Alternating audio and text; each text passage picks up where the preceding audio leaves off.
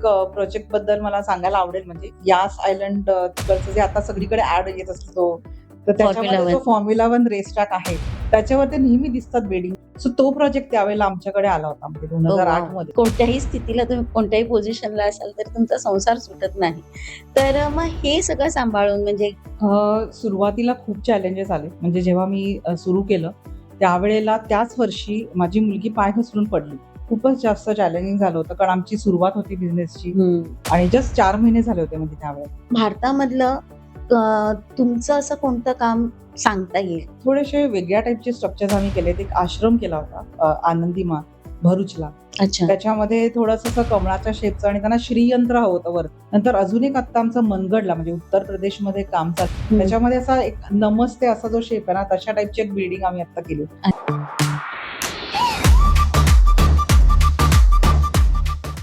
नमस्कार. मी हिरकणी चॅनलवर तुम्हा सर्वांचं पुन्हा एकदा खूप खूप स्वागत आहे. तुम्ही सगळेजण फिरणारे आहात का? आपण ज्यावेळी परदेशात फिरतो, त्यावेळेला तिकडची भव्य-दिव्य स्ट्रक्चर्स बघत असतो, बिल्डिंग्स बघत असतो. जर तुम्ही UAEमध्ये स्पेसिफिकली दुबई किंवा अबुधाबीला जर गेला असाल, तर ही जे देश आहेत ह्याच्यामध्ये त्यांच्या बिल्डिंग्स हे पण बघायला जगभरातून लोकं येतात आणि ते भव्य-दिव्य बघून आपण एकदम भारावून जातो खरं तर.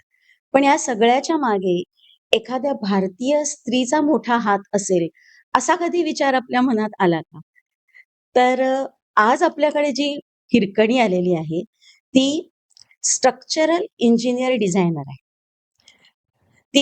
तिचं नाव आहे मधुरा मांजरेकर आणि माझ्यासाठी एक महत्त्वाची आणि प्राउड गोष्ट म्हणजे ती माझ्याच अंधेरीच्या परांजपे विद्यालयाची स्टुडंट ही आहे. आपल्या शाळेतली विद्यार्थी ज्यावेळेला असं काहीतरी मोठं काम करत असते, त्यावेळेला एक वेगळा अभिमान तर आपल्याला वाटतोच. आणि तिचा हा जो प्रवास आहे, की एक सिव्हिल इंजिनिअरिंगमधून स्टार्ट झालेला, तिथपासून ते एक कंपनीची ओनर, तेही स्ट्रक्चरल डिझाइन इंजिनिअर म्हणून. तर हा एक खूप वेगळा प्रवास आहे, प्रेरणादायी तर आहेतच आणि एक हिरकणी म्हणून तिचा काय तो प्रवास झाला, तोही आपण जाणून घेणार आहोत. आणि ह्या इंजिनिअरिंग फील्डमध्ये काय स्कोप आहे किंवा या इंजिनिअरिंग फील्डचे चॅलेंजेस काय आहेत, हेही आपल्याला तिच्याकडून जाणून घ्यायला आवडेल.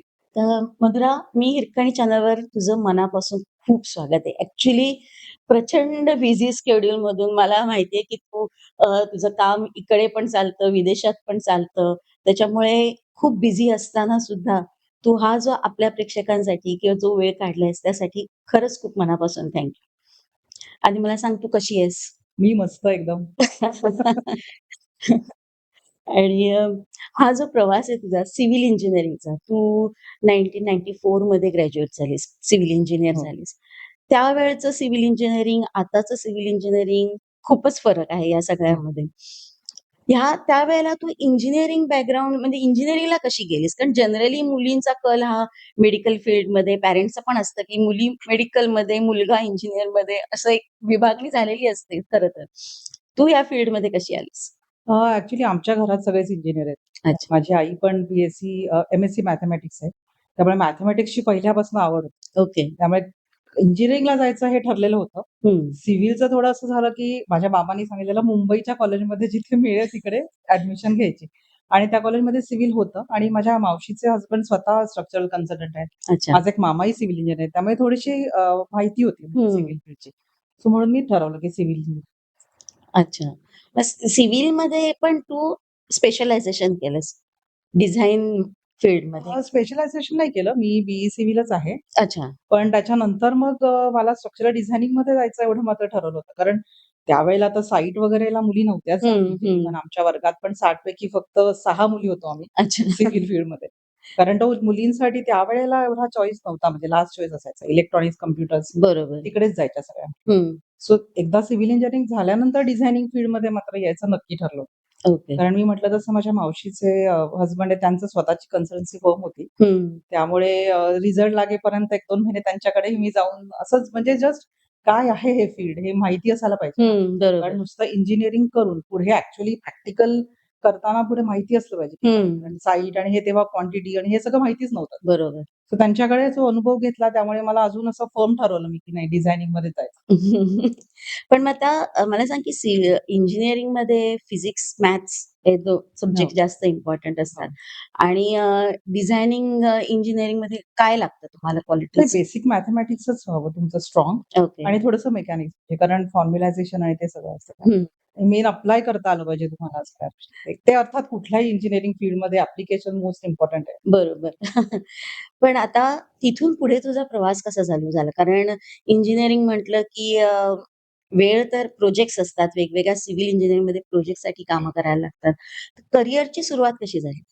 मला ॲक्चुअली डॉक्टर केळकरांकडे त्यावेळेला अपॉर्च्युनिटी मिळाली आणि डॉक्टर केळकर स्वतः ह्या फील्डमधले सगळ्यात पायोनियर आहेत आणि त्यांनी स्टॅनफोर्ड युनिव्हर्सिटीमधून मास्टर्स करून इथे पुढे IITमध्ये शिकवत होते ते अच्छा. आणि मग स्वतःची कन्सल्टन्सी चालू केली. त्यामुळे त्यांच्याकडे जॉब मिळणं हा माझी डेस्टिनी होती म्हणजे त्यावेळेला. तर मला सांग, की मग आता तुझा जो प्रवास आहे, तो ज्या कंपनीमध्ये तू ॲज अ एम्प्लॉयी म्हणून जॉइन केलंस, आज त्याच कंपनीचे डायरेक्टर म्हणजे तू एक ओनर म्हणून त्या कंपनीमध्ये काम करतेस. तर हा एक खूप मोठा प्रवास आहे. तर ह्या प्रवासामध्ये काय चॅलेंजेस आले? त्यावेळेला एक 25 वर्षापूर्वी ज्यावेळेला तू इंजिनिअरिंग म्हणून झालीस, त्यावेळी एक स्त्री म्हणून, की काय आज तर स्त्रिया खूप साऱ्या फील्डमध्ये कामं करतात. त्यावेळेला तितकंसं ते नव्हतं. म्हणजे असलं तरी कमी प्रमाणात होतं किंवा शहरी भागातच ते होतं. तर तुला काही चॅलेंजेस जाणवले का? मी ॲक्चुअली जेव्हा सुरू केलं काम तेव्हा माझ्या असं डोक्यात नव्हतं, की पुढे स्वतःची फर्म चालू करायची किंवा मला आता इंजिनिअर होऊन 31 वर्ष झाली, पण फर्म चालू करून यावर्षी बरोबर 25 वर्ष ओह झाले. वॉव! सो तेव्हा डॉक्टर केळकरांचं जेव्हा एज 60 झालं होतं आणि तेव्हा थोडंसं सिव्हिल लाईनमध्ये पण स्लॅक होतं. प्रोजेक्ट्स कमी झाले होते हं, आणि इव्हन डॉक्टर केळकरांकडे पण त्यावेळेला असं आम्ही दोघं तिघंच होतो. मग त्यावेळेला त्यांनी असं ठरवलं, की आपण थोडं मागे राहायचं आणि जर कोणी घ्यायला तयार असेल त्यांचा बिझनेस, हं. तर त्यांनी असं एक आम्हाला ऑप्शन दिला होता, की "तू आमचं नाव वापर आणि ही विल बी इन गाईडिंग म्हणजे जस्ट गाईड ओके. करतील ते हां, म्हणजे हां. आणि आम्ही सगळं बघायचं म्हणजे पूर्ण आणि ओके, त्यांचं त्याच्यामध्ये काही म्हणजे रिस्पॉन्सिबिलिटी लीगली काही नसेल." ओके. सो तेव्हा मी जरा विचार करत होते, की काय करायचं कारण माझी मुलगी पण लहान होती तेव्हा 2 हं, वर्षाची होती. हं. पण माझे सासरे त्यावेळेला बिझनेस करायचे त्यामुळे त्यांनी मला खूप पाठिंबा दिला. अच्छा. की नाही, नाही तू हे आली आहे चांगली अपॉर्च्युनिटी सोडू नकोस आणि माझ्याबरोबर माझा पार्टनरही होता. म्हणजे मी हं. एकटी नव्हती त्यावेळेला. सो आम्ही ठरवलं की घ्यायची अपॉर्च्युनिटी आणि मग सुरू केला आमचा पण बिझनेस. बिझनेस ओनर म्हणजे आता बिझनेस ओनरची होल अँड सोल सगळी रिस्पॉन्सिबिलिटी म्हटलं, तर आपण ज्यावेळेला काम करत असतो त्यावेळेला आपल्याकडे फक्त एकच जबाबदारी किंवा ठराविक लिमिटेड जबाबदाऱ्या असतात. एखादं डिपार्टमेंटची जबाबदारी वगैरे असं असतं. पण ज्यावेळेला बिझनेस चालवायचा म्हटल्यानंतर त्याच्यामध्ये खूप सारे पार्ट्स येतात. म्हणजे 360 डिग्री हो, आहे हो. ते सगळं. तर मग काम करताना ॲज अ एम्प्लॉयी आणि बिझनेसमन हा काय फरक जाणवतो? नाही, तू एक्झॅक्टली बरोबर बोललीस, की लोकांचा ना थोडे गैरसमज असतात, की अरे स्वतःचंच ऑफिस आहे, कधीही जा, कधीही या. तसं नसतं कारण शेवटी कुठल्याही गोष्टींची रिस्पॉन्सिबिलिटी ॲज अ ओनर आपल्याकडे असते. बरोबर. म्हणजे जेव्हा काम करत असतो ना, तेव्हा जर अगदी वाटलं नाही गेला आज ऑफिसला, हं. कळवून टाकलं, मेसेज केला, की बाबा आज मला जमत नाहीये. तसं चालत नाही म्हणजे. बरं. कुठल्याही तुमच्या म्हणजे घरातले प्रॉब्लेम असू देत किंवा काय, यू आर अन्सरेबल हं. असं आहे. सो तो एक खूप मोठा फरक होता. म्हणजे जे की आधी वाटायचं सगळ्यांना, की नाही आता काय लवकर येईल, हं. उशिरा जाईल. तसं झालं नाही. उलट ॲक्चुअली खूप जास्त रिस्पॉन्सिबिलिटीज वाढतात म्हणजे हं, हं. एखादा बिझनेस सांभाळायचा असेल. बरोबर. हं. पण मग त्यावेळेला प्रोजेक्ट्स मिळवायचे कारण एका मोठ्या व्यक्तीचं नाव आपण वापरतो. तर ते पण एक गुडविल असतं आणि त्याच्याबरोबर येणारी एक जबाबदारी म्हणा किंवा एक वेगळं प्रेशर असतं त्यासाठी. हो, हो. तर हे हँडल करताना कसं झालं तो प्रवास? नाही अ, अगदी खरं आहे ते. कारण जेव्हा आपण आपल्यावर स्वतः सुरू करतो त्यावेळेला आपण कोणाचं नाव वापरत नसू, तर काही जरी चुका झाल्या तरी वी आर रिस्पॉन्सिबल असं असतं. पण एकदा म्हणजे डॉक्टर विक्रांतचं नाव ह्या इंडस्ट्रीमध्ये खूप मोठं आहे हं. आणि त्यांचं नाव वापरून बिझनेस सुरू करायचा हे आम्हाला तरी खूप जास्त जबाबदारीचं वाटत होतं. बरोबर. म्हणजे काही जरी चुका झाल्या शेवटी त्यांचं नाव स्टेकवर आहे. हं. ही कायम जाणीव अजूनही आहे आम्हाला म्हणजे. हं. त्यामुळे ती खूपच मोठी रिस्पॉन्सिबिलिटी होती. आणि त्यावेळेला डॉक्टर केळकरांनी माझ्याबरोबर आले होते ते म्हणजे वेगवेगळ्या डेव्हलपर्सकडे, की आता ही दोघं जण बघणार आहेत बिझनेस. हं, हं. तर त्यामुळे मी आता नाही करणार आहे असं. सो तेव्हा मला एका डेव्हलपरच्या एका व्ही-पीने सांगितलं होतं, की जेव्हा डॉक्टर केळकरांनी त्यांचं नाव तुम्हाला दिलं म्हणजे तुमच्यात तेवढी कॅपॅसिटी असणार. बरोबर. पण ॲट द सेम टाईम आम्हाला स्वतःला नंतर एस्टॅब्लिश करायला लागलं. कारण हं. असंही एकदा झालं होतं, की एका आर्किटेक्टनी आमच्या अगेन्स्ट सांगितलेलं, की डॉक्टर तर आता बघत नाहीत. ही हं. मुलंच आहेत फक्त. सो बघा तुम्ही विचार करा. तो त्यांनी आम्हाला एक लेटर लिहिलं होतं त्या डेव्हलपरच्या, आता मी नाव नाही सांगणार. ओके. पण की आमचे स्वतःचे साइट इंजिनिअर सुद्धा 15 वर्ष एक्सपिरियन्सचे आहेत हं, आणि आमच्या बिल्डिंगचे कन्सल्टंट फक्त 6 वर्ष, 7 वर्ष एक्सपिरियन्सचे. असं कसं चालणार ना? सो हं, त्यांनी हं. आम्हाला ॲक्चुअली सांगितलेलं, की बघा तुम्ही आता म्हणजे टर्मिनेट करणार होते ते आम्हाला. पण त्यावेळेला डॉक्टर केळकर त्यांना जाऊन भेटले. ते म्हणाले, "ठीक आहे, मग तुम्ही इनिशियली त्या ड्रॉइंग्सवरती साइन करा वगैरे असं." हं, हं, सो फक्त त्यांनी एक पहिलं जे फाउंडेशन ड्रॉइंग असतं ना, त्याच्यावर डॉक्टरांनी साइन केली. पण त्याच्यानंतर त्यांचा एवढा विश्वास बसला आमच्यावर, की हं. त्याच्यापुढे त्यांनी कधीही विचारलं नाही आम्हाला, की बाबा त्यांची साइन घ्या किंवा हं. इव्हन नंतर त्यांनी आम्हाला भरपूर प्रोजेक्ट्सही दिले. सो अरे वाह! तुमचं काम हे खूप महत्वाचं आहे. म्हणजे बरोबर. नुसतं नाव असून किंवा अ, त्याचा उपयोग होत नाही नंतर. नाही शेवटी जे होत. तुम्ही काम करता किंवा डिलिव्हर करता ड्रॉइंगची क्वालिटी असते ना, ते खूप इम्पोर्टंट. बरोबर. शेवटी कामालाच महत्त्व असतं. कारण आपण जसं बॉलिवूड इंडस्ट्रीमध्ये बघतो, की मोठमोठ्या हिरो-हिरोईनची मुलं येतात. पण शेवटी प्रत्येकाला स्वतःचं अस्तित्व हे सिद्ध करावंच लागतं. बरोबर. त्याशिवाय ते होतच नाही. नाही होत. पण एकदा डॉक्टर केळकरांनी तुम्हाला जबाबदारी दिली, त्यांनी तुमचं नाव अर्थात त्यांचा तुमच्यावर विश्वास होता, टॅलेंट होतं, सगळं होतं.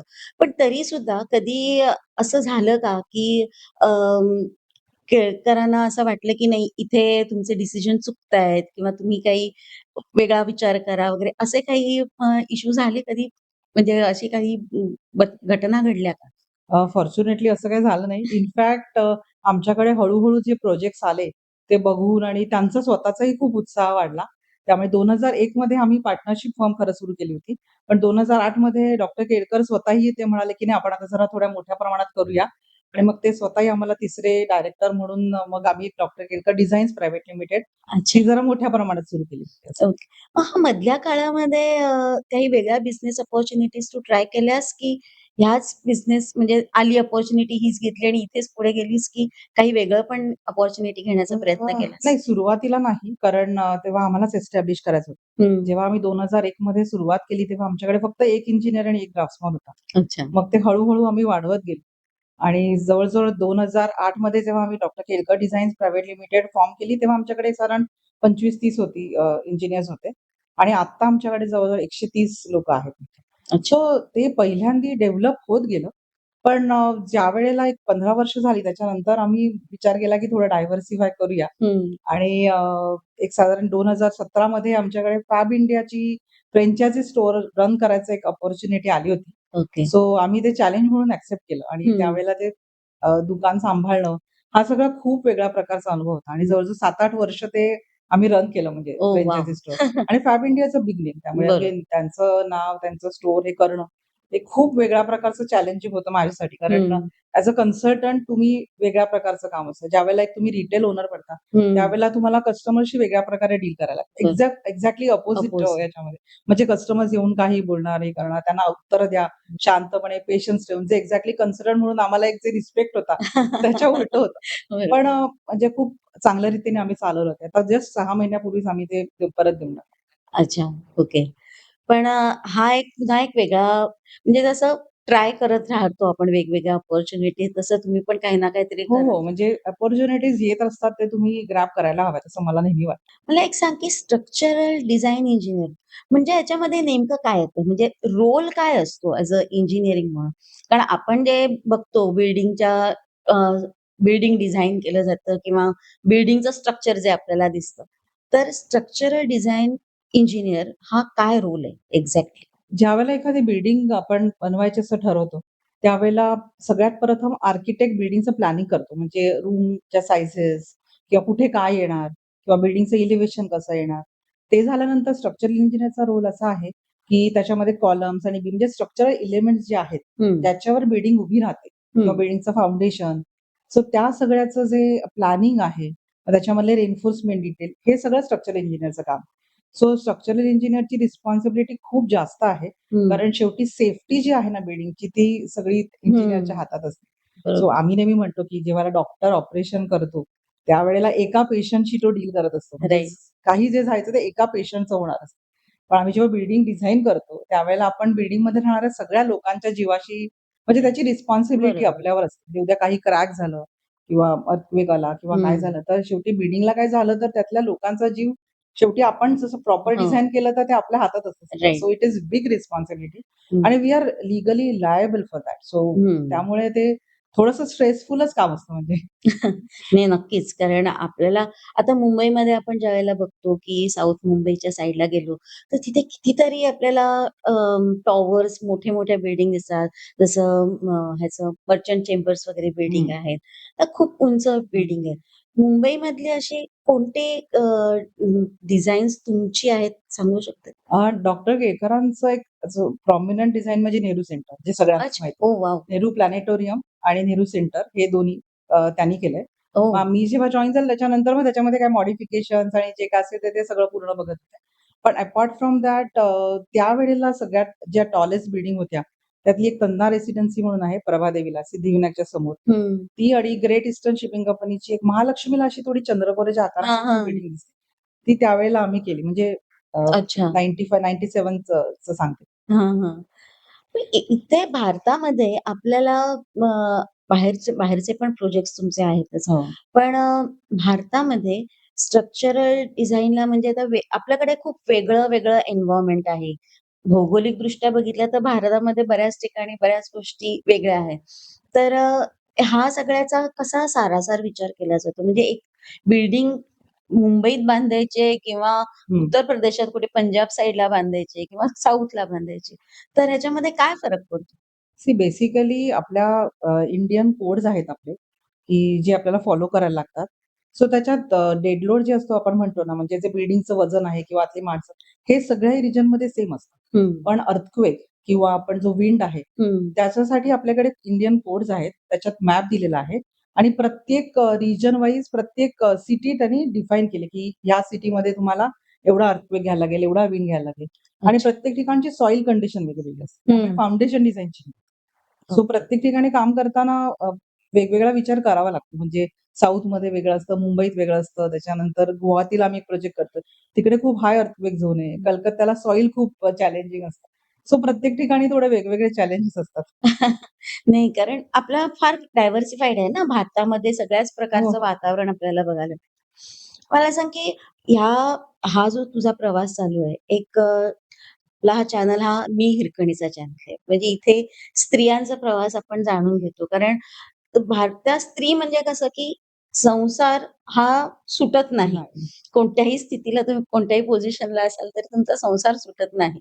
तर मग हे सगळं सांभाळून म्हणजे घरच्या जबाबदाऱ्या, मुलांच्या जबाबदाऱ्या, हे सगळं तू कसं बॅलन्स केलं सांग? सुरुवातीला खूप चॅलेंजेस आले. म्हणजे जेव्हा मी सुरू केलं, त्यावेळेला त्याच वर्षी माझी मुलगी पाय घसरून पडली हो. आणि तिचे पायाचा हाड लिटरली असं ब्रेक झालं होतं मग. हं, सो तिला जवळ-जवळ एक 3 महिने तिचा पाय ट्रॅक्शनमध्ये होता.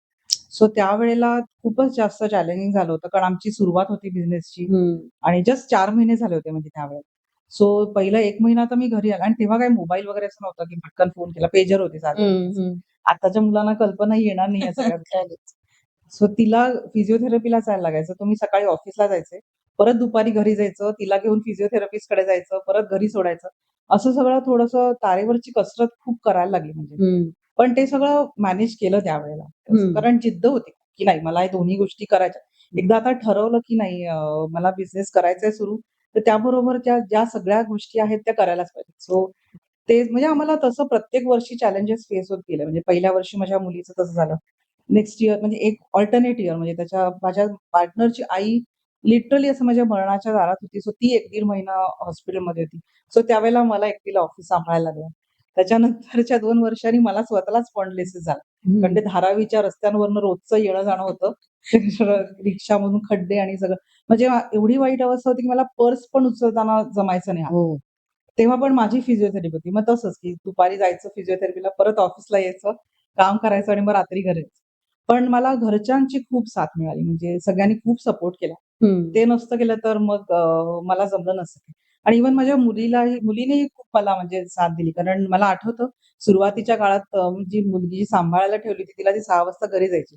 सो त्याच्यानंतर कधी साइट व्हिजिट वगैरे असेल ना, तर तिला घेऊन पण मी गेलेले आहे चेकिंग. हो. मग तिला साइट ऑफिसवर बसवायचं, सगळं चेकिंग करून तिला घेऊन पण ती रडली-बिडली नाही कधी, बसायची शांतपणे हं. आणि मग घरी यायचं. म्हणजे कारण दोन्ही गोष्टी बॅलन्स करायला तर हे सगळं करावंच लागणार. इव्हन सॅटर्डेला वगैरे मी तिला घेऊन जायचं ऑफिसला. मग तिला बसवायचं. त्या काळात ते टाइपरायटर होते. हं, हं. त्याच्यावरती टाइप करत बसायची ती. सो हे सगळं करावं लागतं. बरोबर आहे. कारण आजकालच्या मुलांना चॅलेंजेस वेगळी आहेत. हो. चॅलेंज संपलेली नाही. नाहीयेत किंवा नाहीत. पण काय आपल्याला एक स्त्री म्हणून ज्यावेळेला आपण काहीतरी बनायचं म्हणतो, करियर घडवायचं म्हणतो, तर त्याच्या मागे आपल्याला खूप साऱ्या गोष्टी हँडल करायला लागतात. हो, खरंय. तर कारण त्यावेळेला म्हणजे आपल्या जनरेशनच्या वेळेला ना, थोडं अजूनही असं होतं टिपिकल, की नाही बाबा घरातलं सगळं म्हणजे भाज्या आणणं किंवा हे सगळं. बरोबर. मग तुम्ही बिझनेस करा हं. किंवा नोकरी करा किंवा घरी बसा. तिघांनाही चॅलेंजेस सेमच आहेत. सेमच आहे. सो ते सगळं मग जाता येता म्हणजे त्यावेळेला आणि असं ऑनलाईन ऑर्डर्स पण नव्हत्या. नव्हते. पण माझ्या सुरुवातीच्या बिझनेसच्या काळामध्ये माझ्या आई माझं त्यावेळेला ते स्टार मॉल वगैरे नवीन झाले होते. आई माझी सगळं महिन्याचं सामान आणून द्यायची मला. म्हणजे तेच त्यांच्या सपोर्ट शिवाय मला हे सगळं जमलंच नसतं. बरोबर. आणि इव्हन सुरुवातीला भांडवल पण मी आईकडून ₹1,00,000 घेतले होते. हं, कारण जागेचं भाडं, हं. इंजिनिअर जरी 2 इंजिनिअर्स असली तरी त्यांचा पगार पण आहेच ना, म्हणजे बरोबर. त्यावेळेला अर्थात मी सुरू केलं त्यावेळेला ₹4,000-5,000 पगार होते. हं. पण तरी म्हणजे ₹1,00,000 तेव्हा आईकडनं घेतले होते मी. हं. कारण ह्या आपण कसे मोठे होतो ना, कधी आता बघ नेहमीच्या तुझ्या कॉर्पोरेट लाईफमध्ये किंवा तुझ्या बिझनेसच्या ह्याच्यामध्ये तू आपण कामाच्या ओघात करत जातो आणि सतत त्या मीटिंग्ज आणि ह्या सगळ्यामध्येच आपण अडकलेलो हो. असतो. कधी स्वतःला बसून आपला प्रवास कुठून सुरू झाला किंवा आपण किती पुढे आलो, असं मागे वळून बघायला कधी मिळत नाही किंवा कधी बघतेस का तू? खरं तर नाही. आता तुझ्याशी बोलतानाच मला ते सगळे दिवस आठवले, की आता जरा असं हसू येतंय, की त्यावेळेला आपण कसं केलं असेल म्हणजे हं. एवढ्या सगळ्या गोष्टी धावपळ. म्हणजे आता मला 52व्या वर्षी जमेल की नाही माहित नाही. पण तेव्हा म्हणजे करत गेले मी आणि होत गेलं सगळं असं झालं. बरोबर आहे. कारण हाच म्हणजे ॲक्चुअली मिहिरकणीचा हेतू हाच आहे, की आपण सक्सेस तर स्त्रिया सक्सेसफुल होतात आणि सक्सेस मिळवण्यासाठी एक खूप स्ट्रगल असतो. आपण नेहमी सक्सेस सेलिब्रेट करतो. त्यांना मग आपल्याला असं वाटतं, की अरे ही स्त्री कोणीतरी वेगळी आहे. हिचं सगळं एन्व्हायर्नमेंट छान असेल, हिला सपोर्ट असतील सगळे, काही प्रॉब्लेम नसतील वगैरे. पण ॲक्चुअली बघायला गेलं तर ते तसं नसतं. म्हणजे आपण नाही, नाही. सुरुवात खरंच कुठून तरी नसतं आणि स्ट्रगलशिवाय कुठचीच गोष्ट नाही मिळत लाईफमध्ये. मेहनत खूप करायला लागते. म्हणजे सुरुवातीच्या काळात म्हणजे पहिली 5-10 वर्ष तर इव्हन कुठली फंक्शन असतील ना, तरी पण संध्याकाळी मला आठवतंय लग्न असेल तर रिसेप्शनला जायचं आणि मी त्याच्यानंतर परत ऑफिसला जाऊन काम करायचं. हं. कारण डेडलाईन्स असायच्याच ना आणि स्वतःला प्रूव्ह करायचं होतं त्यावेळेला, की नाही बरोबर. बाबा आणि कमिटमेंट असल्याशिवाय तुम्हाला नंतर प्रोजेक्ट्स रिपीट कोणी देणार नाही, नाही तसं नाही. आहे. म्हणजे क्वालिटी तुम्ही आमच्या कंपनीचं आम्ही तेच ठेवलंय म्हणजे फॉलो क्वालिटी, क्वांटिटी फॉलो. हं. पण क्वालिटी बरोबर सुद्धा कमिटमेंट पण तेवढीच इम्पोर्टंट आहे. सो ते सगळं करण्यासाठी दोन्ही गोष्टीत बॅलन्स करणं खूप गरजेचं आहे. फक्त मी एवढंच बघितलं, की माझ्या मुलीच्या ज्या आयुष्यातले महत्त्वाचे माइलस्टोन्स आहेत ना, त्यावेळेला मी प्रेझेंट असायचं. हां. म्हणजे तिचं गॅदरिंग असो किंवा तिच्या परीक्षा असो, त्यावेळेला मात्र मी तिला टाईम दिला. पण हं. अदरवाईज एरवी तिची ती सगळं केलं तिने. मुलांचा सपोर्ट खूप महत्वाचा असतो खूपच, आणि खूपच. मला वाटतं मुलं ज्यावेळेला बघतात पॅरेंट्सना, की ते काय मेहनत करून पुढे जातायत, आपोआप त्यांच्यामध्ये पण ते येतच, की ते शेवटी कामच करतायत किंवा एक समजूतदारपणा हो, त्यांच्यामध्ये हो. कुठे ना कुठेतरी येतो तो. आणि मुलांचा सपोर्ट खूप महत्वाचा असतो. आई-वडील म्हणजे आई-वडील तर आपल्या मुलांसाठी करतच असतात. पण तरीसुद्धा हा सपोर्ट शिवाय पुढे जाणं खूप डिफिकल्ट हो, हो. असतं. म्हणजे मला तेव्हाही कधी-कधी खूप गिल्ट वाटायची, की मी तिला टाईम देऊ नाही शकत आहे. कारण मला घरी यायला रोज 9:00-9:30 वाजायचेच हं. त्यावेळेला. सो तिच्याबरोबर असं खूप कमी वेळ मिळायचा म्हणजे एक रविवारच काय असेल तर. पण तुझे मिस्टर पण ते पण इंजिनिअरच सिव्हिल आहे. इंजिनिअरच आहेत. Civil engineer. त्याची पण फिरतीचंच म्हणजे त्याचं स्वतः तो पण स्वतःचाच बिझनेस आहे त्याचा. त्याचंही खूप सुरुवातीला जॉब होता तेव्हा फिरती खूप असायची. हं. पण त्यावेळेला आजी-आजोबा दोन्हीकडचे होते. ते मधून-मधून येऊन राहायचे किंवा कधी मला बाहेरगावी जायला लागलं तर ते होते म्हणजे हं. ॲडजस्ट करायचे एकमेकांना. बरोबर. म्हणूनच हे सगळं करू शकलो आपण. म्हणजे आजकालच्या मुलींना ते समजत नाही म्हणजे की जॉइंट फॅमिली असणं हं. हे खूप महत्वाचं आहे. तुम्हाला घरात कोणीतरी आहे तुमच्या. तो जो सपोर्ट नुसतं तुम्हाला सायकॉलॉजिकली पण असं बरं वाटतं, की ओके ठीक आहे. एक्झॅक्टली. हां, म्हणजे आहेत घरी आजी-आजोबा बरोबर असं. आहे. कारण आपण आजकाल न्यूट्रल फॅमिलीमध्ये हां. राहतो. तर हे प्रॉब्लेम खूप फेस करतात आणि त्याच्यामुळेच मुलींना आज म्हणजे खूप इन्सिक्युरिटी हो, वगैरे, एन्झायटी या लहान वयामध्ये मुलांना पण खूप होते. खूप होते. कारण जवळचं असं कोणी नसतं घरामध्ये. तू हे सांगितलंस हे फार बरं झालं, की जॉइंट फॅमिलीचा पण एक महत्त्वाचा नाही, रोल असतो या खरंच असतो सगळ्यामध्ये. म्हणजे कारण आता मला पण जेव्हा बाहेर जायला लागायचं, बाहेरगावी त्यावेळेला मी खूप जायचं. म्हणजे आम्ही दुबई, अबुधाबीमधले प्रोजेक्ट्स आमचे जेव्हा चालू होते ना, त्यावेळेला खूप वेळा जायला लागायचं. त्यावेळेला आजी-आजोबा होते म्हणूनच मी माझ्या मुलीला ठेवून जाऊ शकले म्हणजे त्यांच्याकडे. आता मला दुबई, अबुधाबीचा विषय निघाला तर त्या प्रोजेक्टबद्दल सांग, की काय प्रोजेक्ट केले तुम्ही आणि तुझा ड्रीम प्रोजेक्ट काय होता? अबुधाबी, दुबईला ॲक्चुअली डॉक्टर केळकरांनी सुरुवात 1973 पासूनच केली होती. आणि ज्यावेळेला आम्ही सुरू केलं आमचं स्वतः, त्यावेळेला समहाऊ हळू-हळू तिकडचे पण आम्हाला प्रोजेक्ट्स खूप मिळत गेले म्हणजे. म्हणजे त्यावेळेच्या तिकडच्या टॉल बिल्डिंग्स वगैरे खूप केल्यात आम्ही. हं. आणि एक प्रोजेक्टबद्दल मला सांगायला आवडेल म्हणजे यास आयलंड तिकडचं जे आता सगळीकडे ॲड येत असतो तो. तर फॉर्म्युला त्याच्यामध्ये जो 1. फॉर्म्युला 1 रेस ट्रॅक आहे, त्याच्यावर ते नेहमी दिसतात बिल्डिंग अशा 2 अशा बिल्डिंग्स आहेत. एक अशी 90 डिग्रीजमध्ये. हां. त्याच्या खालनं तो रेस ट्रॅक जातो. सो तो प्रोजेक्ट त्यावेळेला आमच्याकडे आला होता म्हणजे ओह 2008 वॉव! मध्ये. हं. आणि तो प्रोजेक्ट एकदम त्यांना फास्ट कंप्लीट करायचा होता कारण पहिली रेस होती त्यावेळेला 2008 का 9 मध्ये काहीतरी. हं, हं. सो 16 महिन्यामध्ये आम्ही तो 16,00,000 स्क्वेअर फीटचा प्रोजेक्ट पूर्ण केला आणि तेव्हा आम्ही आमचे 2 इंजिनिअर आणि 2 ड्राफ्ट्समन साइटवर तिकडे ठेवले होते म्हणजे अबुधाबीला. हं. आणि मी त्यावेळेला मी आणि माझा पार्टनर आम्ही अल्टरनेट एव्हरी सॅटर्डे मॉर्निंगला जायचो. कारण त्यावेळेला तिकडे ना गुरुवार, शुक्रवार सुट्टी होती. म्हणजे हां. बुधवार हाल्फ डे आणि शुक्रवार सुट्टी असं. ओके. सो इथे आपल्याकडे शनिवार, रविवार सुट्टी. मग आम्ही शनिवारी सकाळी जायचे तिकडे. सोमवारी संध्याकाळी इथे परत. तिकडे 4 दिवस काम करायचं आणि मग परत 2 दिवस अबुधाबीला. तर हो. अशा प्रकारे त्यावेळेला आम्ही जवळ-जवळ एक 3-4 महिने काम केलं आणि तो प्रोजेक्ट सक्सेसफुली कंप्लीट केला म्हणजे. वॉव! कारण हे एक मोठं ना हो. ती एक अचीव्हमेंट आहे म्हणजे असं. अचीव्हमेंट. पण त्यावेळेला मग मी घराकडे काहीही बघू शकले नाही. ते 3 महिने म्हणजे मी पूर्ण मला डेडिकेट करायला लागलेलं ऑफिसला. कारण असे प्रोजेक्ट आपल्याला मिळणं किंवा ह्या कारण आपण बघतो ना दुबईमध्ये तर दुबई स्पेसिफिकली हे फार आजकाल तर स्ट्रक्चर्स तिथे खूप जास्त म्हणजे बघायलाच येतात लोकं खूप छान-छान बिल्डिंग असतात आणि आपण कधीच हा विचार करत नाही, की हे स्ट्रक्चरमध्ये कोणीतरी एखाद्या स्त्रीचा रोल असेल का किंवा काय? तर ह्या डिझायनिंगमध्ये आता एक प्रोजेक्ट आला तुमच्याकडे, तर त्या प्रोजेक्टचा फ्लो कसा असतो? म्हणजे आर्किटेक्चरचं व्हिजन तुम्ही सत्यात उतरवता, की तुमच्या इन्स्ट्रक्शन्सनी आर्किटेक्ट एक स्वतःचं डिझाइन बनवतो? कसा असतो हा? नाही, मी मगाशी म्हटलं तसं आर्किटेक्ट पहिलं प्लॅनिंग करतो बिल्डिंगचं. सो बिल्डिंगचं इलिव्हेशन किंवा आपण ज्या बघतो बिल्डिंग्स ते आर्किटेक्टचं व्हिजन असतं. पण हं. ते रिअॅलिटीमध्ये उतरायला आमचा रोल येतो त्याच्यामध्ये. राइट. कारण त्यांनी एक इमॅजिन केलेलं असतं. सो ते प्रमाणे डिझाइन करून त्याचं सेफ्टी आणि ते सगळं बघून परत त्याचे साइझेस असं नको व्हायला, की त्यांनी व्हिज्युअलाइज एक केलंय आणि आम्ही एवढे मोठे साइझेस देऊन दिलेत, की त्याचं जे व्हिज्युअलायझेशन आहे ते प्रत्यक्षात उतरणारच नाही. हां, हां. सो थोडंसं त्यांच्याबरोबर डिस्कस करून आणि ते करावं लागतं ते. सो व्हिजन आर्किटेक्टची आणि रिअॅलिटीमध्ये उतरणारे स्ट्रक्चरल इंजिनिअर. ओके. कधी ह्या स्ट्रक्चर इंजिनिअरिंगच्या दृष्टीने भारतातली पुरातन स्ट्रक्चर वगैरे तुम्ही स्टडी करता का? की म्हणजे तसा पार्ट असतो तुमच्या स्टडीमध्ये? आर्किओलॉजी हा आम्ही फार नाही करत. ते थोडंसं वेगळ्या म्हणजे तो वेगळं डिपार्टमेंट आहे स्ट्रक्चरल इंजिनिअरचं. अच्छा. आम्ही स्वतः फार केलेलं नाहीये. ते ओके. रिस्टोरेशन आणि ते सगळं हं, हं, हं. ओके. कारण आपण जे बघतो ना पुरातन हो.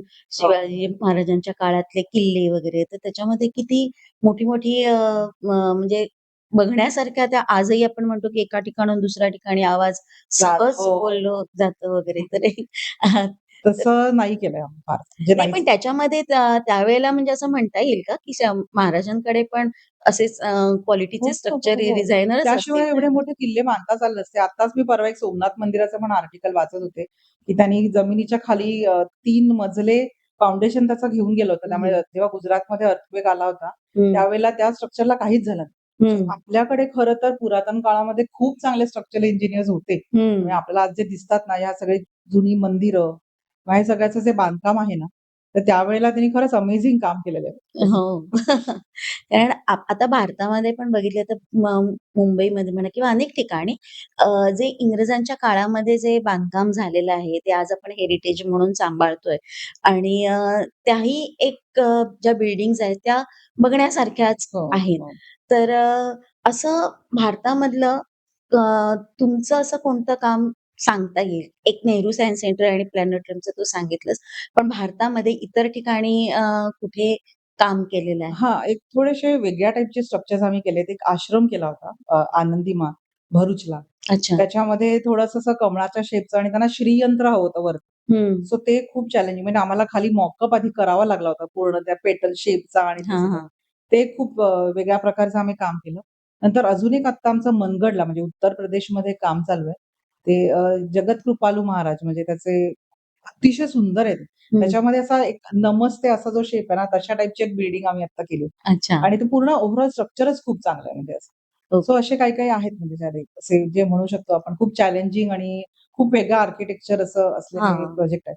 अजून एक आम्ही एक आर्किटेक्चर वाईज खूप असा हे नाहीये तो वेगळा प्रोजेक्ट. पण खूप फास्ट ट्रॅक कमी केला एक प्रोजेक्ट की लार्जेस्ट कॅन्सर हॉस्पिटल आपल्या इंडियातलं हं. वाराणसीला. ओके. ते आम्ही केलं. अच्छा. सो ते कॉम्पोझिट कन्स्ट्रक्शन आहे म्हणजे स्टील आणि काँक्रीट दोन्ही मिळून केलंय. हं. तेही असंच म्हणजे 8 महिन्यात आम्ही त्याचं कन्स्ट्रक्शन पूर्ण केलं होतं. कारण मोदीजींनी आणि रतन टाटा स्वतः त्यांनी त्याचं उद्घाटन केलं आणि त्याच्यासाठी आम्हाला एक अवॉर्ड पण मिळालं, की अरे वाह! खूप चांगलं म्हणजे फास्ट काम करून कंप्लीट केला प्रोजेक्टमध्ये. अच्छा. तर असं भारतामध्ये आपल्याला स्ट्रक्चर म्हणजे हे डिझाइन करताना किंवा इन्फ्रास्ट्रक्चरवरती जेव्हा इन्फ्रास्ट्रक्चर नाही म्हणता येणार, पण ज्या बिल्डिंग्समध्ये वगैरे काम करतं, लीगली किती कमिटमेंट्स म्हणजे लीगल प्रोसिजर किती असते त्याच्यामध्ये? लीगल प्रोसिजर जेव्हापासून बिल्डिंगचं काम चालू होतं तेव्हापासूनच सुरू होते. म्हणजे आता फाउंडेशनचं काम जेव्हा पूर्ण होतं आपण जो हे म्हणतो आपण जमिनीच्या खालचा जो हं, हं. तो जो फाउंडेशन पूर्ण झाल्यानंतर जो प्लिंथ येतो आपला म्हणजे ग्राउंड फ्लोर कन्स्ट्रक्ट करायच्या आधी आम्हाला एक सर्टिफिकेट द्यायला लागतं. हं. आणि हल्ली प्रत्येक स्टेजला BMCला किंवा इतर कुठल्याही अथॉरिटीजला स्ट्रक्चरल इंजिनिअरचं सर्टिफिकेट महत्वाचं आहे. इव्हन बिल्डिंग कंप्लीट झाल्यानंतर सुद्धा आम्हाला स्टॅबिलिटी सर्टिफिकेट द्यायला लागतं. हं. सो ती बिल्डिंगची कंप्लीट रिस्पॉन्सिबिलिटी जी असते ना, हं. ती स्ट्रक्चरल इंजिनिअरवर असते. म्हणूनच मी म्हटलं ना, की आमचं काम जे आहे ना, ते असं जरा चला. पण आम्हाला चूक म्हणजे अफोर्ड करूच शकत नाही आपण असं आहे. बरोबर. मग आता हे जे भारतामध्ये रेराचे रूल्स वगैरे आलेले आहेत किंवा तर त्याच्यामध्ये तुम्हाला एक बिल्डर्सना टाईम लिमिट दिलेला असतो. हां. एवढ्या टाईममध्ये हो. तुम्ही हे कंप्लीट करायचं वगैरे. तर मग ह्याच्यामध्ये अ, चॅलेंजेस काय येतात? म्हणजे कन्स्ट्रक्शनच्या दृष्टीने चॅलेंजेस काय येतात? See as a structural engineer आम्हाला चॅलेंज एवढा असतो, की लवकर ड्रॉइंग द्या. हं. म्हणजे ते आता लाइक टुडे असं हां, असतं हां, ऑल्वेज हां, त्यांचं, हां. की आमचं एकदा काम चालू झालं, एकदा रेरा रजिस्ट्रेशन झालं, की त्यांना जी टाईम लिमिट आहे ना, त्याच्यामुळे एवढं फास्ट हल्ली डेव्हलपर्सचे इंजिनिअर्स आणि एवढे मागे लागतात ना, की हं. एकतर त्यांच्यामध्ये पण हल्ली पेशन्स राहिलाच नाहीये. म्हणजे पूर्वी कसं होतं, की थोडं कामाचं स्वरूप पण थोडं स्लो असायचं. इव्हन प्रोजेक्टचा साईज कमी असायचा. हं. वेळ मिळायचा प्रत्येक गोष्टी बघायला. आता कसं झालंय, की एव्हरीथिंग दे वॉन्ट टुडे असं आहे ते. हं. त्यामुळे ते आमच्या इंजिनिअरनी जरी फोन घेतला नाही, तरी मला लगेच फोन येणार. हं. "अहो, तुमचा असोसिएट फोन घेत नाही." एवढा कमी पेशन्स राहिला. सो आत्ताचे चॅलेंजेस एकदम वेगळ्या प्रकारचे जे आहेत ते म्हणजे ॲज कंपेअर्ड टू आधीचं.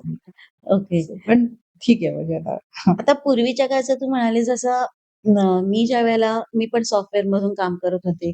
तर माझी पण एक इंजिनिअरिंग कंपनीमध्ये मी काही वर्ष काम केलं होतं. तर तिथे मी बघितलंय की AutoCAD वगैरे वरती हां. हे डिझाईन्स वगैरे करायचे. तर तसं ह्या तुमच्या फील्डमध्ये कोणती सॉफ्टवेअर्स यूज केले जातात?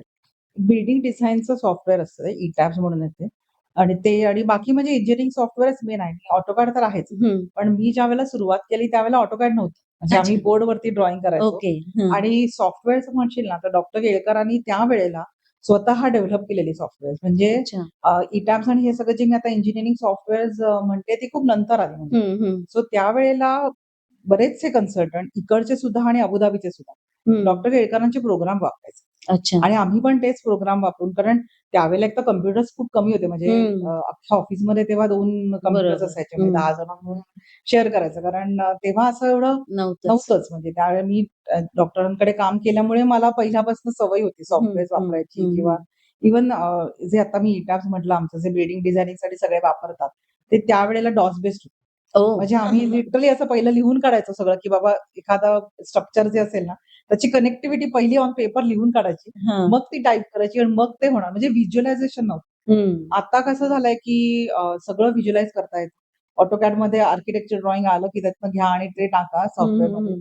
सो थोडंसं ना गार्बेज इन गार्बेज आउट पण कधी-कधी व्हायचे चान्सेस असतात. हं. सो ह्या नवीन जनरेशनला ना ह्या सगळ्या हाताने करायची तेवढी सवयच नाही. बरोबर. सो ते आमच्या वेळेला आम्ही सगळे जे चेक्स असते ते हाताने क्रॉस चेक करायचो. हं. आता कसं झालं की आलं की टाका सॉफ्टवेअरमध्ये. हां. थोडंसं ते तुम्हाला मॉनिटर करायला कठीण जातं. म्हणजे मी आमच्या नेहमी सांगते यांना, की बाबा तुम्ही हाताने चेक करा. ते इम्पोर्टंट आहे खूप आपल्या ह्याच्यामध्ये. कारण काही वेळेला जेव्हा जिकडे रिइन्फोर्समेंट खाली पाहिजे इकडे वरती गेली तर मग उपयोग हं. काय ना त्याचा? म्हणजे बरोबर. डिझास्टर होऊ शकतो. हं, हं. सो एक ते थोडंसं आम्हाला कंट्रोल ठेवायला लागतो अजूनही. म्हणजे मी प्रयत्न करते, की मी आणि माझा पार्टनर आम्ही दोघेही ॲटलीस्ट ऑफिसच्या बाहेर कन्स्ट्रक्शनला पाठवायच्या आधी एकदा नजर मारायची ड्रॉइंगसाठी. हां. कारण ते खूप गरजेचं आहे. म्हणजे आता तुमच्या कंपनीमध्ये जे नवीन इंजिनिअर्स आले असतील, सगळे तरुण इंजिनिअर्स ह्यांच्याबरोबर काम करताना, त्यांची वेव्हलेंथ जुळवून घेताना काय चॅलेंजेस येतात? अ, आत्ताचं काय झालंय थोडंसं ते वर्क लाईफ बॅलन्स आणि ह्या सगळ्यामुळे ना, त्या मुलांना थांबायचं नसतं संध्याकाळी. हं, म्हणजे पूर्वी कसं होतं जेव्हा आम्ही सुरुवात केली तेव्हा सुद्धा आणि माझ्याकडे आता जे असोसिएट आमचे आहेत ते 15-15 वर्ष माझ्याबरोबर आहेत. हं. ते सगळ्यांना कधी ना टाईम नाही बघितला. बरोबर. म्हणजे किती वाजले ह्यापेक्षा आपलं काम किती आहे किंवा हं, शिकायला मिळतंय. हा ॲटिट्यूड थोडा होता त्यांचा. आता म्हणजे त्यांना असं वाटतं, की अरे बापरे! आपल्याला थांबायला सांगितलं. हं. मग ते लगेच दुसरीकडे अपॉर्च्युनिटीज पण खूप आहेत. हो.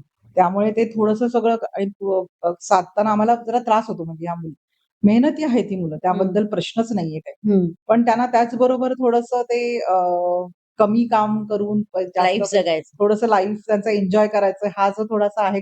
तर पण ठीक आहे म्हणजे आम्ही आता ठरवलंय, की जे आहे ते आहे त्याच्यात आपल्याला ॲडजस्ट करायचंय. सो हं, कमिटमेंट करताना किंवा टाईम देताना आम्ही ह्या सगळ्या गोष्टी विचारात घेऊनच करतो किंवा हं. आम्ही आता ओव्हरटाईम चालू केलाय, जो पूर्वी कधीच नव्हता. हं. म्हणजे इंजिनिअर्सना ओव्हरटाईम हा प्रकारच नव्हता कधी चालत. म्हणजे ॲट आमच्या ते फील्डमध्ये तरी. अझ्युम होतं, की हां, ते हां. हां. तर मग आता ते मी आम्हाला करावं लागलं ते. चला त्यानिमित्ताने आपलं काम होणं शेवटी महत्वाचं आहे. बरोबर. सो हा एक थोडासा फरक आहे. पण ॲट द सेम टाईम ना, ही सगळी मुलं सॉफ्टवेअर ह्या सगळ्यामध्ये खूप हुशार. हं, त्यामुळे टाईम वाचूनही काम त्यामुळे हं. जो आम्हाला पूर्वीचा वेळ लागत होता ना, त्याच्यापेक्षा ही स्वतःच येऊन मॅडम आपण असं करू, तसं करू. सो त्या बाबतीमध्ये थोडंसं त्या जनरेशनचं कौतुक आहे म्हणजे की करतात हां. म्हणजे. म्हणजे इतकं ओपन माइंड आपल्याला ठेवायला लागतं, की त्यांच्याकडूनही आपल्याला हो, ज्युनियर्सकडून पण हो. शिकता येऊ हो. शकतं किंवा नाही. शिकता आलं पाहिजे. हो, फक्त एक आहे की तुम्ही ऑफिसमध्ये ॲटमॉस्फिअर चांगलं ठेवणं खूप गरजेचं आहे. हं. म्हणजे आम्ही जेव्हा सुरू केलं, मी आधी जॉब केलेला असल्यामुळे मला माहीत होतं की आपली मेंटॅलिटी काय असते हं, ही हं. सगळ्यांची. राइट. त्यामुळे आम्ही थोडंसं त्यांच्या दृष्टीने पण विचार करायचो ऑल्वेज म्हणजे. हं, त्यामुळेच आज मी आमच्याकडे 7 असोसिएट्स आहेत, जी माझ्याकडे आता एक 17 वर्ष, 15 वर्ष असं काम केलेली आहेत. हं. त्यांच्या हाताखाली आम्ही टीम डेव्हलप आणि ओके. ह्या सगळ्यामुळेच आम्ही एवढं मोठं होऊ शकलो. कारण कंपनी मोठी फक्त तिथल्या माणसांमुळेच होते. फक्त हं. आपण काम करून होत नाही. नाही. ही बरोबर. गोष्ट खूप गरजेची आहे म्हणजे त्यामुळे आम्हाला हे सगळ्याच असोसिएट्सनी आम्हाला खूप हेल्प केली आणि त्यांनी स्वतःचं ऑफिस समजून काम करतात ते हं. आणि त्यामुळेच आज आम्ही इथपर्यंत पोहोचलो. हं. म्हणजे हे लीडरशिपमध्ये ह्या गोष्टी खूप महत्त्वाच्या ठरतात ना, की आपण हो. सगळ्या टीमला घेऊन पुढे जायचंय म्हटल्यानंतर आणि वेगवेगळ्या जनरेशन आणि आता कसं आहे पूर्वी तरी जनरेशन 10-15 वर्षांनी बदलायची. हो. आता एक 5-5 हो, वर्षांनी हो, हो. जनरेशनमध्ये खूप फरक दिसतो अ, आपल्याला. हो. पण त्यावेळेला मला त्या पुस्तकांचा खूप फायदा झाला. म्हणजे आम्ही तेव्हा कारण मॅनेजमेंटचं ट्रेनिंग असं नव्हतंच ना. हं, म्हणजे आम्हाला हं. अनुभवातच शिकत गेलो आम्ही. त्यावेळेला ते मॅजिक ऑफ थिंकिंग बिग आणि सिक्रेट हं. आणि रिच डॅड पुअर डॅड हे सगळे किंवा सायकॉलॉजी ऑफ मनी कारण फायनान्स बॅकग्राऊंडच नाही. बरोबर. एखादा बिझनेस करायचा तर तुम्हाला तुमचं प्रॉफिट अँड लॉस स्टेटमेंट हे सगळं तर रीड करता आलं पाहिजे.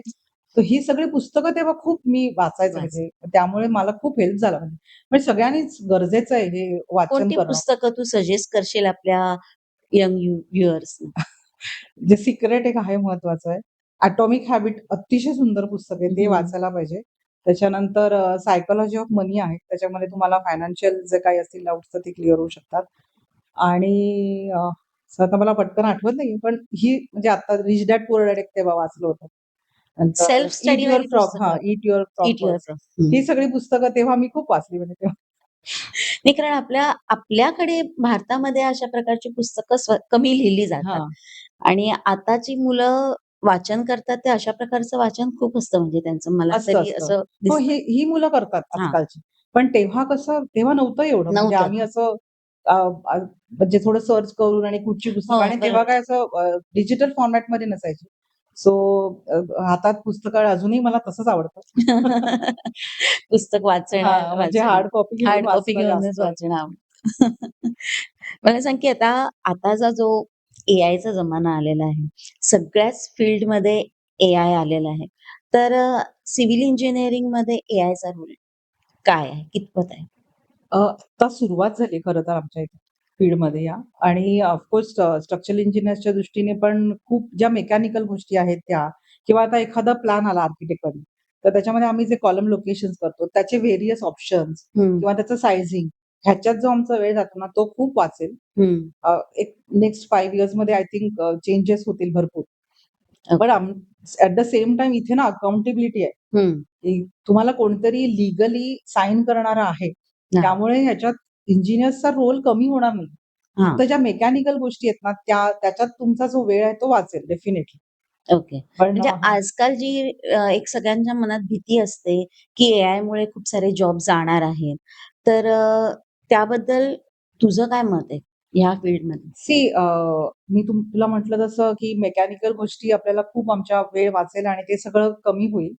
पण शेवटी रेन्फोर्समेंट ड्रिलिंग आम्ही जे म्हणतो ना बार्स ते किंवा जे चेकिंग आहे, त्याच्यासाठी तुम्हाला इंजिनिअर्स लागणारच आहे हं, किंवा सायनिंग ऑथॉरिटी म्हणून तुम्हाला इंजिनिअर्स लागणारच आहे.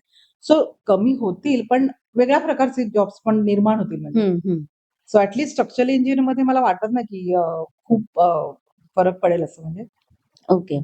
मग पण आता कन्स्ट्रक्शन आणि ह्याच्यामध्ये डेफिनिटली खूप हेल्प होईल. म्हणजे from design table to site हा हं. जो प्रवास आहे ड्रॉइंग्सचा, त्याच्यामध्ये एआयची भरपूर हेल्प होईल.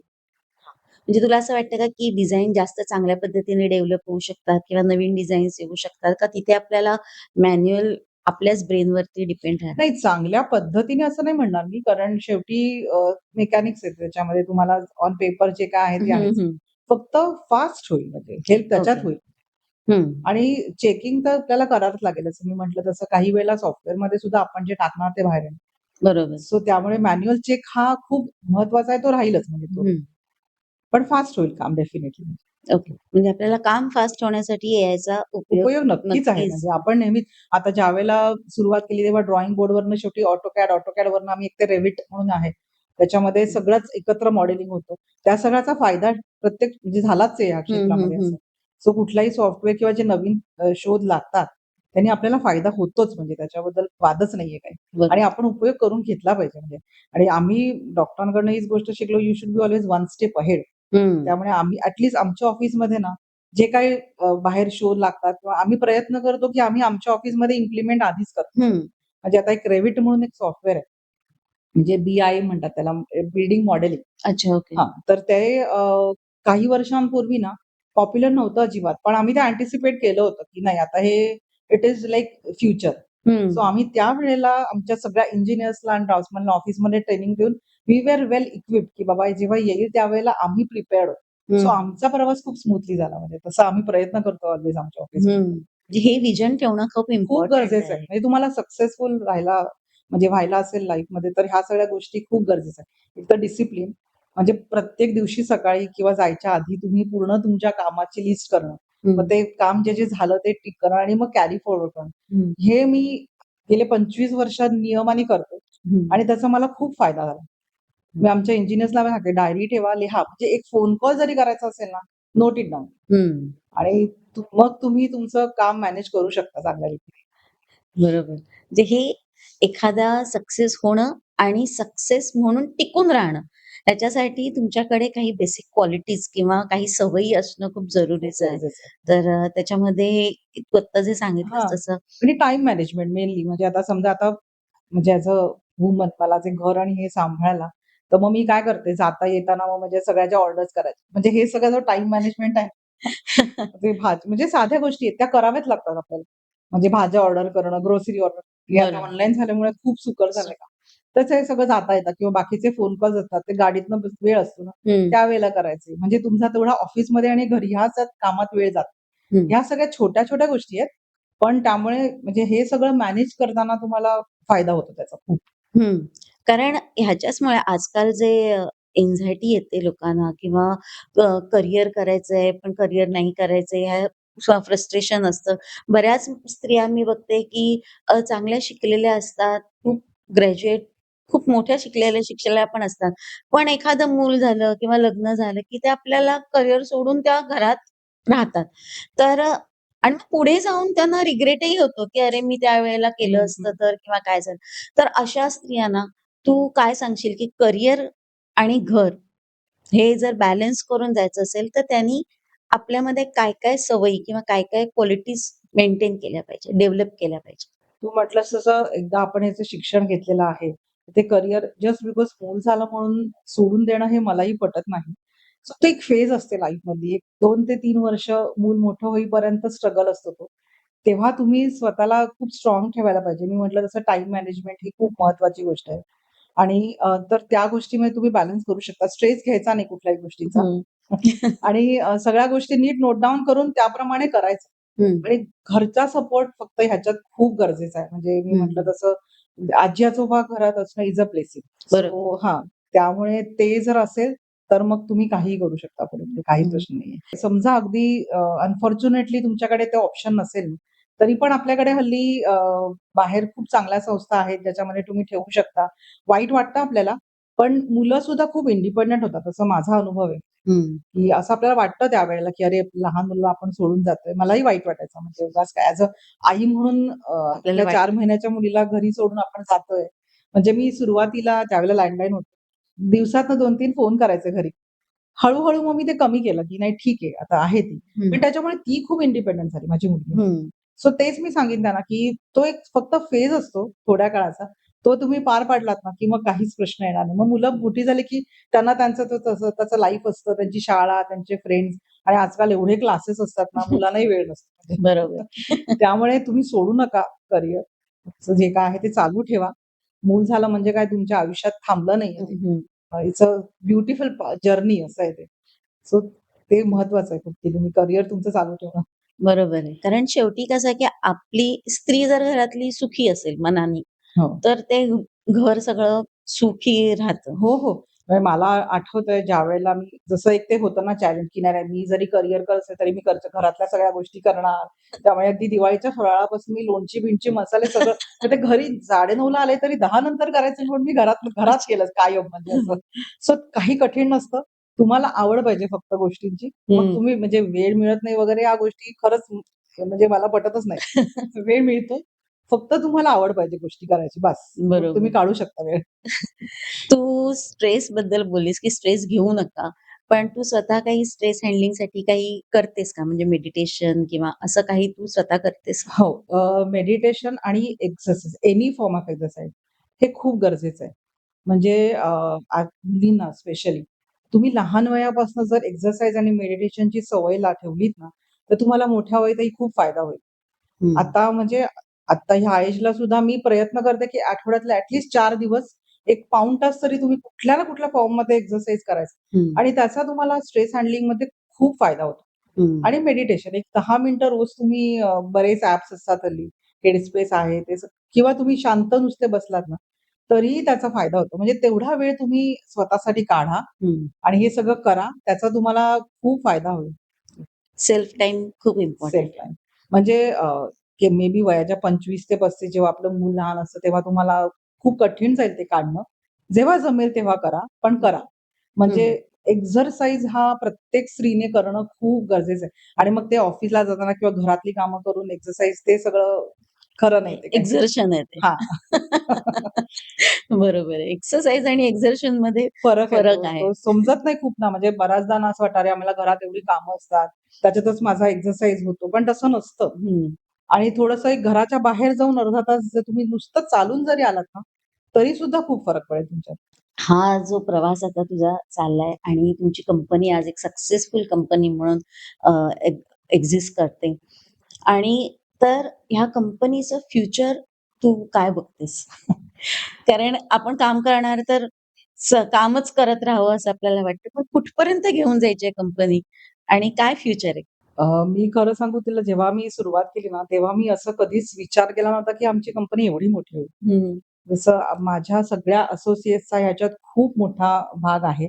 सो आता मी थोडं त्यांना सांगते, की तुम्ही एक ऑफिस इन ऑफिस म्हणतात ना, हं, अजून पुढे ग्रो व्हायचं असेल ना, तर त्यांना स्वतःला थोडं अजून डेव्हलप करायला लागेल. त्यांच्या हाताखालचे इंजिनिअर्स आहेत, त्यांना ते स्वतःचं ऑफिस समजून केलं ना, तर नंबर ऑफ प्रोजेक्ट्स आम्ही वाढवू शकतो. किंवा मी आता सध्या बघते, की नाशिकमध्ये वगैरे असं थोडंसं तिकडे ऑफलोड करायचं, की तिकडे ऑफिस काढायचं. सो अजून थोडंसं मोठ्या प्रमाणात करता येईल. सी आता आय एम व्हेरी सॅटिस्फाईड म्हणजे जो काही जर्नी माझा झाला हं. त्या काळात even me I think mention नाही केलंय, पण UAE आपण मग बोलत होतो. सो आमच्या कंपनीला prominent Indian structural consultants acting in UAE असा क्रेडाईकडनं अवॉर्ड मिळालं होतं. Oh wow! कारण we are the only consultant की ज्याने एवढे प्रोजेक्ट्स केले. हं. अबुधाबी आणि दुबई म्हणजे एक काळ असा होता, की ज्यावेळेला आम्ही मुंबई आणि इंडियातले सोडून तिकडचेच मॅक्सिमम प्रोजेक्ट करत होतो. सो ह्या सगळ्या अचीव्हमेंट आहेत. या मुलांनी पुढे अजून घेऊन जावं असं वाटतं मला. मी काही काम सोडणार नाहीये. माझे डॉक्टर केळकर अजूनही ऑफिसला येतात. ते 86 वर्षाचे आहेत आणि त्यांचा उत्साह बघून आम्हाला स्वतःला अजूनही प्रचंड उत्साही वाटतं आणि कामावरती प्रचंड प्रेम आहे माझं अजूनही. त्यामुळे मला असं वाटतं, की अजून थोडीशी मोठी होईल कंपनी अजून असं वाटतं. हं. म्हणूनच मी तुला रिटायरमेंट बद्दल नाही विचारलं. मी तुला विचारलं कंपनी किती पुढे घेऊन जायची. नाही, नाही. कारण आम्हाला चांगले प्रोजेक्ट्स अजून कुठचे असतील तर करायला नक्कीच आवडतील अजून आणि देवाच्या कृपेने आम्हाला ना खूप मार्केटिंग नाही करायला. हं. आमच्या कामामुळे आमच्याकडे येत गेले प्रोजेक्ट्स आणि ते अजूनही आहेत. म्हणजे आता आम्ही गुरगाव आणि या सगळ्या एरियामध्ये पण भरपूर प्रोजेक्ट्स करतो. गोहद तिथला सगळ्यात लार्जेस्ट मॉल आमच्याकडे आहे. तो आम्ही करतोय आता. भुवनेश्वरमधला सगळ्यात लार्जेस्ट मॉल आम्ही केला म्हणजे त्या एरियामधला. इव्हन अच्छा. तिकडची आता टॉलेस्ट बिल्डिंग गुवाहाटी आणि भुवनेश्वर दोन्ही साइडचे आम्ही करतोय. वाह! सो आहेत म्हणजे अजून भरपूर प्रोजेक्ट्स चालू आहेत आणि येतील. ते तर आहेच. मला सांग, की भारताबाहेरही तुम्ही भरपूर काम केलं आता तू हो. जसं सांगितलंस तसं. भारताबाहेर आणि भारतामध्ये काम करताना नेमका काय फरक जाणवतो किंवा कोणतं काम जास्त सोपं वाटतं? सोपं असं नाही मला कंपेअर करता म्हणजे येणार, पण लीगली किंवा टर्म्स कंडिशन्स हां. वाईज किती? फक्त एक बाहेर काम करताना आम्हाला भरपूर एक्सपोजर मिळालं. कारण तिकडचे सगळे म्हणजे अमेरिकन आर्किटेक्ट जसं या सायलँडचा प्रोजेक्ट होता. त्याच्यामध्ये जर्मन लोकं होते, जे फॉर्म्युला 1 रेस ट्रॅक डिझाइन करत होते. हं, त्याच्यानंतर अजून सिंगापूरचे आर्किटेक्ट्स होते, अमेरिकन कन्सल्टंट्स होते काही-काही.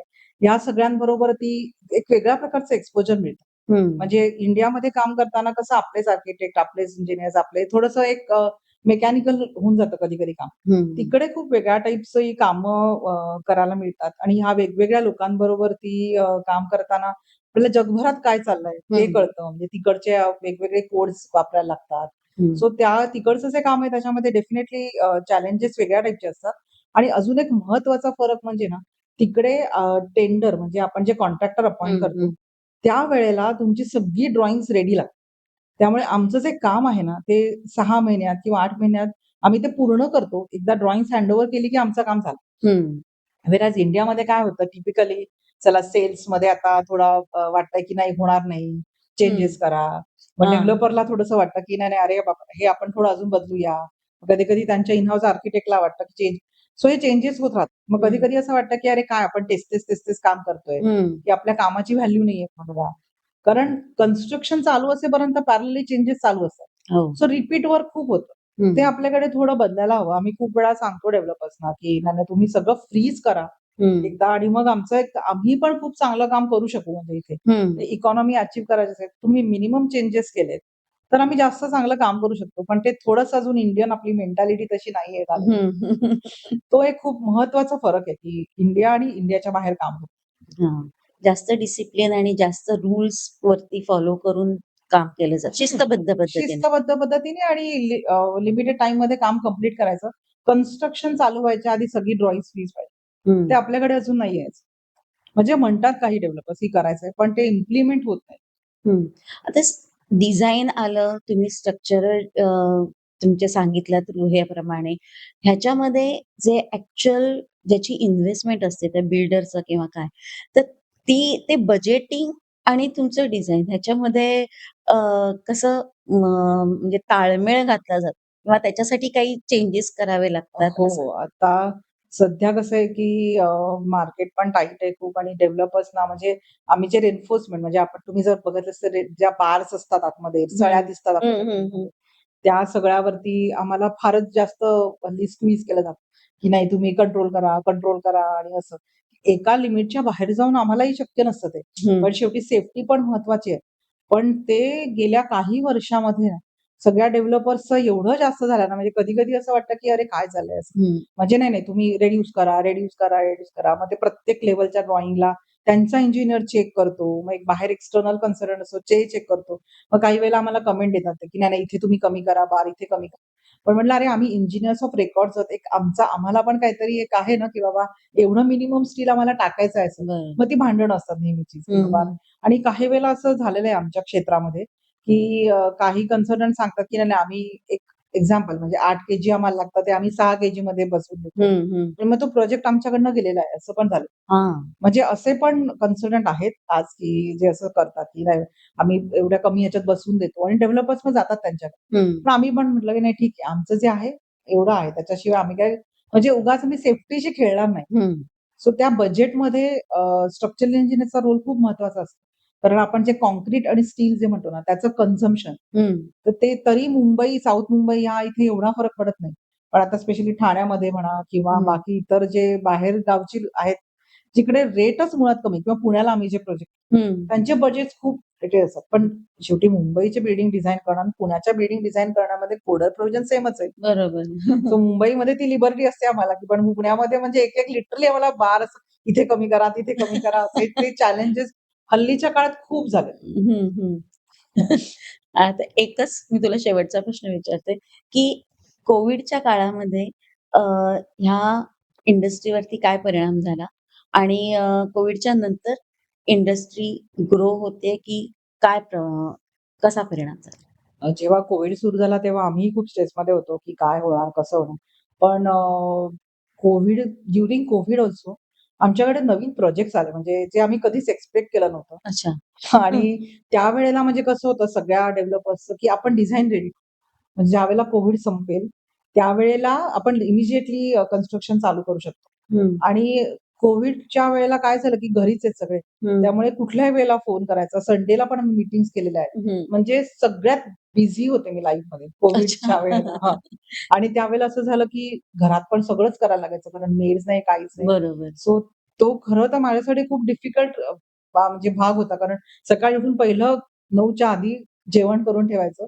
मग पुढे मी रूममध्ये जाऊन बसायचे माझ्या. अ, हं. जेवायच्या वेळेला फक्त उठायचं. बाकी मग कामं सगळे घरातली लोकं मिळून करायचे. कारण सगळ्यात जास्त मीटिंग्स त्यावेळेला केल्या आणि सगळ्यात जास्त काम म्हणजे आम्ही हं. कारण सगळं रेडी करून ठेवलं होतं. आणि कोव्हिड नंतर इनफॅक्ट भरपूर जास्त वाढले प्रोजेक्ट्स. म्हणजे आम्ही कोव्हिड नंतरच आमच्या फर्मचा साइझ डबल करू शकलो. म्हणजे आधी आमच्याकडे 50-60 लोकं असतील. हं. ती आता ऑलमोस्ट डबल केली आम्ही. म्हणजे एक गाळा असं घेत हं, गेलो हं, आम्ही हं, एक्स्ट्रा हं. असं. ओके. सो खूप फरक पडला कोव्हिड नंतर. म्हणजे इंडस्ट्रीमध्येच ओव्हरऑलच म्हणजे हं, अख्ख्या इंडियामध्येच तुम्ही बघाल तर इनफॅक्ट आता अबुधाबी, दुबईमध्ये जेवढे प्रोजेक्ट्स नाहीयेत तेवढे इंडियामध्ये फ्लरिश झालेत आता. आणि हं, वेगवेगळ्या 2 टियर सिटीजमध्ये वगैरे खूप डेव्हलपमेंट होते. म्हणजे मुंबई, ठाण्यापेक्षाही जास्त डेव्हलपमेंट इंदोर, हं, जसं मी नंतर नॉर्थमध्ये गुरगाव, नोएडा, नंतर खाली बंगलोर म्हणालात तुम्ही, हैदराबाद, हं. ह्या सगळ्या एरियामध्ये खूप जास्त डेव्हलपमेंट. छान वाटलं कारण आपण डेव्हलपमेंट वगैरे ह्या सगळ्या मेट्रो सिटीमध्येच आपण जास्त फोकस किंवा बघत असतो ह्या सगळ्या. पण हा एक पॉझिटिव्ह कारण कोव्हिडमध्ये खूप साऱ्या इंडस्ट्रीजना प्रॉब्लेम झाले होते. हो, पण पण म्हणून फॉर्च्युनेटली आमच्या इंडस्ट्रीमध्ये खूपच जास्त फ्लरिश झालं म्हणजे सगळं. की आता भारतामध्ये खूप सारे स्टार्टअप्स येतात. स्टार्टअप्सचं एक तरुण लोकांना, मुलांना बिझनेस करण्यामध्ये जास्त इंटरेस्ट आता आलेला आहे. तर या स्टार्टअप करणाऱ्या लोकांना किंवा ह्या इंडस्ट्रीमध्ये जर कोणी स्टार्टअप करत असेल, तर त्यांना तू एक काय गाईडलाईन देशील? कन्सल्टन्सी फील्डमध्ये ना थोडा एक्सपिरियन्स खूप महत्वाचा आहे. हं, त्यामुळे त्याच्यात मला माहीत नाही कितपत स्टार्ट कारण तुम्हाला जिथपर्यंत बिल्डिंग डिझाइन करायचा एक्सपिरियन्सच येणार नाही, तिथपर्यंत तुम्ही स्वतःची कंपनी नाही चालू करू शकत. हं, म्हणजे मी सुद्धा खूप लहान वयामध्ये सुरू केलं. 5-6 वर्ष म्हणजे खूपच त्यावेळेला एक्सपिरियन्स माझा तसा कमी होता. पण आय थिंक आमच्या फील्डमध्ये थोडंसं एक 5-7 वर्ष, 10 वर्ष झाल्याशिवाय स्वतःहून इंडिपेंडेंटली कोणी बिल्डिंग डिझाइन करू नाही शकणार आणि हं. त्याचं लायसन्स पण नाही मिळत. म्हणजे अच्छा. आपल्याकडे कसं आहे, की लायसन्सिंग जे आहे ना, ते पहिल्यांदा 10 मीटर, 15 मीटर, 20 मीटर हं, आणि ज्यावेळेला तुम्हाला 100 मीटर, 200 मीटर ह्या सगळ्याला 5-6 वर्ष जातात हं, आणि हं. ते झाल्याशिवाय तुम्ही बिल्डिंग डिझाइन करू नाही शकत. ओके. सो थोडंसं एक कन्सल्टन्सी फील्डमध्ये वेगळं आहे म्हणजे. हां. आता एक रॅपिड फायर घेऊया आपण आणि त्याच्यामध्ये तू मला एक शब्दात किंवा एक वाक्यामध्ये उत्तर दे फटाफट. हां? इंजिनिअरिंग केलं नसतं तर काय केलं असतं? टीचिंग. असा एखादा ड्रीम प्रोजेक्ट जो करायला आवडला असता? आय थिंक मी केलेत बरेचसे dream. I am very happy and satisfied. Okay. मला सांग की करियर करणाऱ्या भारतीय स्त्रीचं एका शब्दात वर्णन करायचं असेल तर तू काय करशील? स्त्री जन्मा ही तुझी कहाणी. एआय सिव्हिल इंजिनिअरिंगसाठी वरदान की नुकसान? वरदान. स्ट्रक्चरल इंजिनिअरिंगच्या दृष्टीने भारतातील तुला आवडलेला प्रोजेक्ट? मला आमचाच एक प्रोजेक्ट आहे आता जो जगतकृपालू महाराजचा येणार आहे. खूप सुंदर प्रोजेक्ट आहे. तो मला खूप आवडला. स्ट्रक्चरल इंजिनिअरिंग भारतात स्कोप आहे, की त्यांनी भारताबाहेर जाऊनच काम करावं? सध्या तरी जेवढा भारतात स्कोप आहे तेवढा कुठेच नाहीये स्ट्रक्चरल इंजिनिअरिंग. ओके. वॉव! मला छान एक आपला रॅपिड फायर सोपा झाला. मला सांग, की जाता-जाता आता तुझा इतका जो एक्सपिरियन्स आहे, या सगळ्याच्या बेसिसवरती तू आपल्या व्ह्युअर्सना किंवा नवीन जे इंजिनिअर होणार आहेत त्यांना, स्त्रियांना एक काय मेसेज देशील? तुम्ही मनापासून काम करा. क्वालिटी तर इम्पोर्टंट आहेच. पण ॲट द सेम टाईम तुम्ही ज्यावेळेला म्हणजे माझा असा अनुभव आहे, की जेव्हा तुम्ही खूप आतून विचार करता ना, की मला बिझनेसमध्ये किंवा रिअल लाईफमध्ये सुद्धा, तेव्हा त्या गोष्टी खऱ्या होतात. म्हणजे ज्यावेळेला आम्ही सुरू केलं त्यावेळेला 300-350 स्क्वेअर फीटचं छोटंसं एक ऑफिस होतं आणि तिथे एक 2-3 इंजिनिअरपासून सुरुवात केली आणि तेव्हा ऑल्वेज असं वाटायचं, की नाही आपण कुठेतरी वरच्या फ्लोअरला ग्लास बिल्डिंगमध्ये आणि जिथून पूर्ण व्ह्यू दिसेल अशा ठिकाणी जायला पाहिजे आणि ती इच्छा आमची झाली पूर्ण. त्याच्यानंतर ज्यावेळेला आम्ही एक्सपांड करायचं होतं ना, त्यावेळेला एक गंमत म्हणून सांगते, की आमच्या बाजूचे 2 गाळे होते ना, ते 15 वर्ष एका गव्हर्नमेंट एजन्सीने घेतलेले होते आणि त्यांना सोडून जायचा काय म्हणजे चान्सच नव्हता आणि आम्हाला तर ऑफिस वाढवायचं होतं.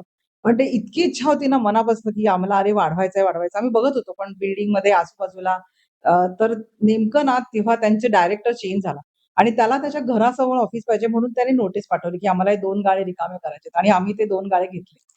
त्यामुळे तो शाहरुख खानचा डायलॉग आहे ना, की काय पुरी कायनात इधर को से कायनात को जाओ, तो खरा आहे. हं. सो ते लक्षात ठेवा तुम्ही. कुठचीही गोष्ट तुम्ही अगदी मनापासून तुम्ही विचार केला तर ती होते आणि वर्क लाईफ बॅलन्स हे सगळं ठीक आहे. पण तरीसुद्धा तुमचं काम आणि तुमचं पर्सनल लाईफ हे सगळं जे होऊ शकतं म्हणजे स्ट्रेस फ्री होऊ शकतं. डिसिप्लिननी काम केलं तर सगळ्या गोष्टी तुम्ही अचीव्ह करू शकता लाईफमध्ये. वॉव! खूप छान. अं, मधुरा, आज तू आपल्या चॅनलवर येऊन तू सगळा तुझा प्रवासही सांगितलास, तुझ्या एक्सपिरियन्स बद्दलही तू छान सांगितलंस आणि आम्हाला एक छान छान गाईडन्स आणि हे एक वेगळ्या फील्डबद्दल बरीचशी माहिती पण मिळाली. तर तू हा जो वेळ काढला त्यासाठी पुन्हा एकदा मी तुझे मनापासून आभार मानते आणि आजचा एपिसोड तुम्हाला कसा वाटला हे आम्हाला जरूर कळवा. स्ट्रक्चर इंजिनिअरिंगच्या साठी तुम्हाला काही प्रश्न असतील किंवा मार्गदर्शन हवं असेल, तर तुम्ही मधुराला कॉन्टॅक्ट करू शकता. नक्कीच. ती तुम्हाला मार्गदर्शन नक्की करेल. आणि तुमचे जे काही प्रश्न असतील, तुमचे जे काही एक्सपिरियन्स असतील, ते आपल्याला कमेंट करून कळवा. आणि हा एपिसोड ज्यांना कोणाला इंजिनिअरिंग फील्ड किंवा कोणत्याही फील्डमध्ये स्त्रीला म्हणून, तर जरूर शेअर करा, लाईक करा आणि चॅनलला सबस्क्राईब करा. धन्यवाद.